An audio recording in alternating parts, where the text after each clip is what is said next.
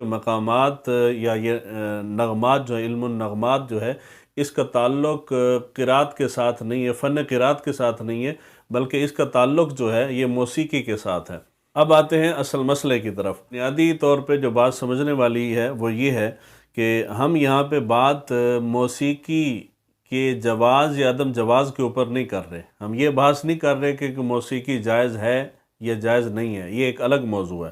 ہم یہ بھی بات نہیں کر رہے کہ راگ جو ہیں یہ راگ جائز ہے یا راگ جائز نہیں ہے، اور ہم یہ بھی بات نہیں کر رہے کہ راگ کے حساب سے، راگ کے لحاظ سے نعت پڑھنا جائز ہے یا جائز نہیں ہے، یہ بھی الگ موضوع ہے۔ ہم یہاں یہ بھی بات نہیں کر رہے کہ قرآن مجید فرقان حمید کو پڑھنے کے جو 7 لہجے ہیں یا 10 لہجے ہیں جن کو آپ سب عشرہ کہا جاتا ہے عام زبان کے اندر، وہ جائز ہیں یا جائز نہیں ہیں، ان کے اوپر بات نہیں کر رہے، وہ ایک متفقہ مسئلہ ہے۔ یہاں مسئلہ درپیش یہ ہے کہ موسیقی کے لحاظ سے، نغمات کے لحاظ سے قرآن مجید فرقان حمید کی تلاوت کرنے کا حکم کیا ہے، کیا جائز ہے یا جائز نہیں ہے، یہ ہے اصل مسئلہ۔ کہ جو راگ ہیں، یعنی عام راگ اس لیے کہہ رہا ہوں کہ ہماری عام زبان کے اندر مقامات سے مراد کوئی اور معنی اس کا لیا جاتا ہے، تو ہماری زبان کے اندر اس کا ترجمہ جو ہے، معنی جو ہے وہ راگ بنتا ہے۔ عرب جو ہے اس کو مقامات یا نغمات کہتے ہیں، ہندی زبان کے اندر یا اردو کے اندر اس کو راگ کہا جاتا ہے۔ تو یہاں مسئلہ درپیش یہ ہے کہ جی راگ کے لحاظ سے قرآن مجید کی تلاوت کرنا جائز ہے یا تلاوت کرنا جائز نہیں ہے۔ مقامات کے لحاظ سے تلاوت کرنا جائز ہے، وہ دلیل کے طور پہ جن روایات کو پیش کرتے ہیں، پہلے میں وہ روایات اختصار کے ساتھ عرض کرتا ہوں۔ ابو داؤد شریف کی روایت ہے، حضور صلی اللہ علیہ وآلہ وسلم نے ارشاد فرمایا، لیس منا من لم یتغن بالقرآن، وہ شخص ہم میں سے نہیں ہے جو قرآن کریم کو خوش آوازی سے نہ پڑھے۔ دوسری روایت ہے، جس نے قرآن کو خوش آوازی سے نہ پڑھا وہ امت محمدیہ کے راستے پہ نہیں ہے۔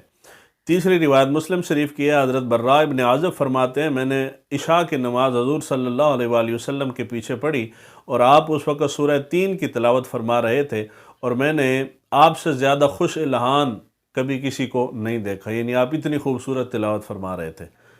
اس کے بعد بخاری شریف کی روایت ہے، حضور صلی اللہ علیہ وآلہ وسلم، یہ طویل روایت ہے، میں اس کا ایک حصہ عرض کر رہا ہوں۔ حضور صلی اللہ علیہ وآلہ وسلم نے حضرت ابو موسیٰ اشعری سے فرمایا کہ اے ابو موسیٰ، تم کو حضرت داؤد علیہ نبینا علیہ الصلاۃ والسلام کے راگوں میں سے راگ دیے گئے ہیں۔ اس کی وجہ یہ کہ حضرت ابو موسیٰ اشعری رضی اللہ تعالیٰ عنہ انتہائی خوبصورت تلاوت کرتے تھے۔ ان روایات سے معلوم یہ ہوتا ہے کہ شرعاً قرآن مجید کو خوش الہانی سے، اچھی آواز سے پڑھنا مطلوب ہے۔ دوسرے نمبر پہ اب اس تصویر کا دوسرا رخ آتے ہیں۔ جتنی میں نے روایات پیش کی ہیں، یہ اس جیسی اور کثیر روایات ہیں جو اس مسئلے کے جواز کے جو قائلین ہیں وہ پیش کرتے ہیں، اور وہ کہتے ہیں کہ جی یہ دیکھیں، اس سے ثابت ہوتا ہے کہ قرآن مجید کی تلاوت جو ہے وہ نغمات کے لحاظ سے کی جائے تو جائز ہے۔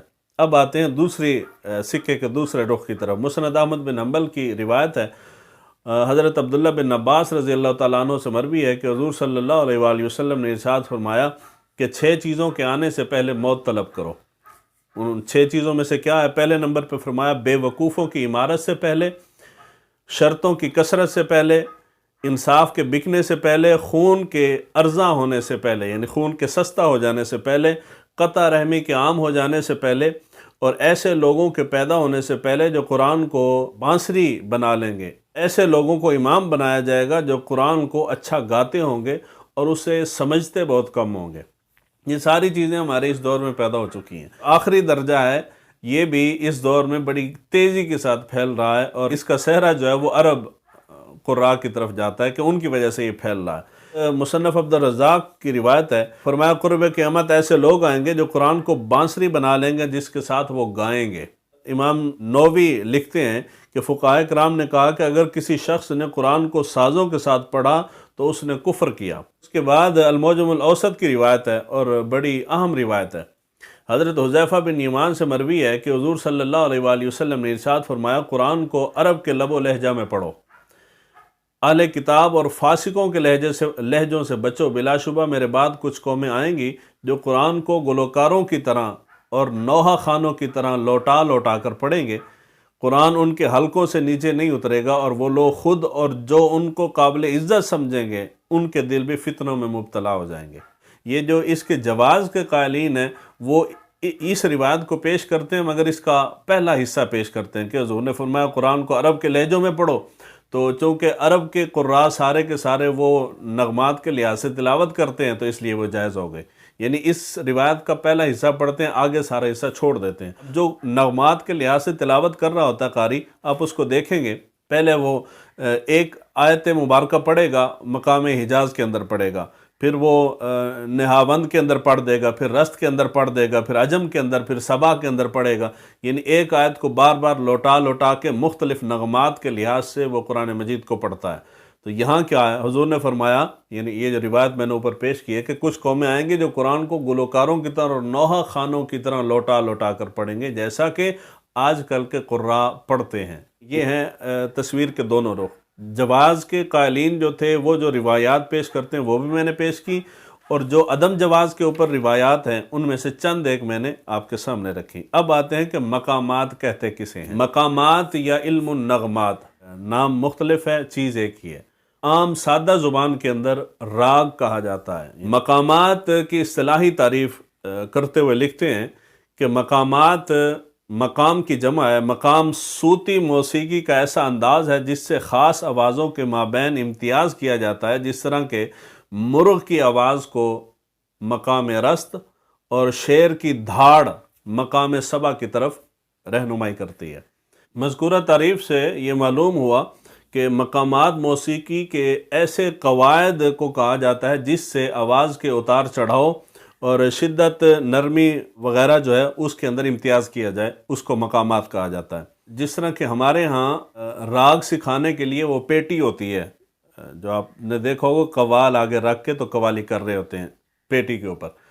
عرب جو ہیں تلاوت کرنی ہو یا گانا گانا ہو، جو بھی کرنا ہو، مقامات کو وہ آلات موسیقی پہ سکھاتے ہیں۔ یہ مقام حجاز ہے، کرد ہے، سیکا ہے، نیاوند ہے، رست ہے، بیات ہے، اور سبا ہے، اور عجم ہے۔